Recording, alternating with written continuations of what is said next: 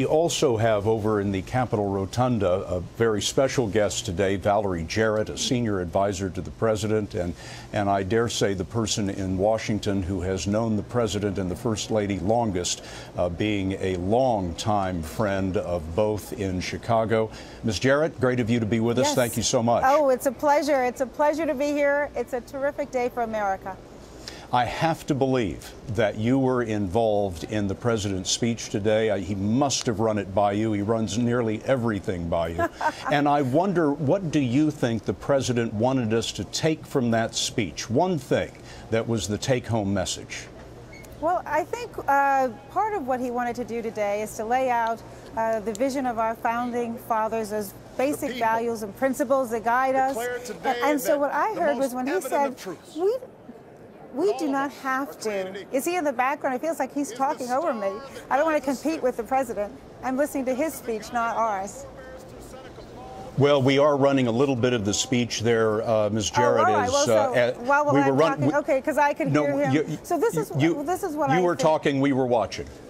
Oh, all right. So what I think, Scott, is that what he wanted to say is, look, we don't have to be compelled to solve the century-old debate over the role of government. What we have to do is find that common ground and act now. The people who elected the president, the people of our country, expect us to still be able to do big things, creating jobs, tackling climate change, immigration reform, and thinking about those fundamental principles of equality and fairness and opportunity and the pursuit of life, liberty, and justice. And so when you think about it, it is a message that should resonate with everyone. It should touch the hearts of everyone. I found it very uplifting. The crowd responded, and you looked around the mall, people from all over the country, all walks of life coming to Washington to participate in our democracy. And so I think it's an opportunity for a new day. I know he is as energized as I have ever seen him, and we'll celebrate today and tomorrow, back to work. One of the messages, Ms. Jarrett, that was throughout the speech and throughout the celebration today was that of gay rights. The president went out of his way in the speech to mention the Stonewall riots of the 1960s, which really touched off the gay rights movement in this country. The poet that followed the president is a gay American. The minister who gave the benediction is a minister who performs same-sex marriages. I wonder, what is the president trying to tell us there? He's trying to say that equality means equality for everybody. We also talked about the civil rights movement. I think it's the ideal behind this is a basic equality and opportunity. Our country is founded on those principles. When he talked about immigration today, again, it was opportunity and equality, and he's going to fight for that just as he had his entire career, and he's going to continue to that for the next 4 years. And his hope, as we had the National Day of Service yesterday, is as that ordinary Americans get involved, get engaged in with their country, whether it's through volunteerism, whether it's through letting their voices be heard as we try to pursue legislation here in Washington. It is a spirit of engagement where we are all in this together. And I think that was a big part of what the president was saying today. We don't have to solve all of our problems, but let's find that common ground. Let's not put the short-term political interests ahead of the American people.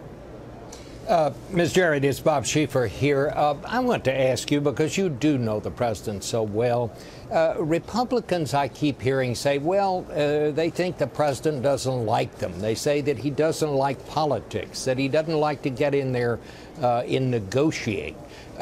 You know him. Is that a true characterization?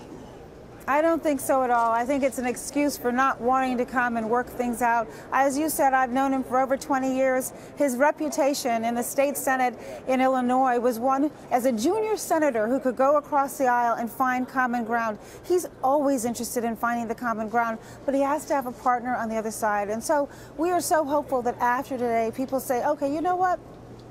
This is a great country. We have so much opportunity. Yes, we have challenges, but Bob, those challenges are solvable if people come together. He is always going to reach across the aisle, but the other thing that he's going to do, and he said he's going to do it much more aggressively in a second term, is make sure that the American people are engaged, because their voices can compel Congress to act as well. And this is a partnership with them. He's here representing them, and he wants to make sure that they are integrally involved in the process.